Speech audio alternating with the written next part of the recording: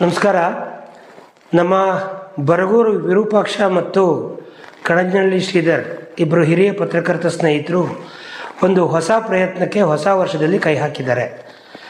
ಏನು ನಮ್ಮ ಪರಂಪರೆ ಅನ್ನೋ ಯೂಟ್ಯೂಬ್ ಚಾನಲ್ ಮುಖಾಂತರ ನಮ್ಮ ನಾಡಿನ, ತಾಲೂಕಿನ, ಜಿಲ್ಲೆಯ, ನಾಡಿನ ಪರಂಪರೆ ಏನಿದೆ, ಇತಿಹಾಸ ಪ್ರಸಿದ್ಧ ಸ್ಥಳಗಳೇನಿದ್ದಾವೆ, ಹಾಗೆ ಗುಡಿಗೋಪುರಗಳಿರ್ಬೋದು, ಎಲ್ಲವೂ ಕೂಡ ನಶಿಸಿ ಹೋಗ್ತಾ ಇದೆ.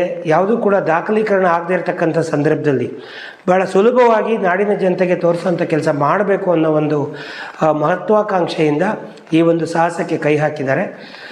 ಅವರ ಒಂದು ಉದ್ದೇಶ ಒಳ್ಳೆಯದಾಗಿದೆ.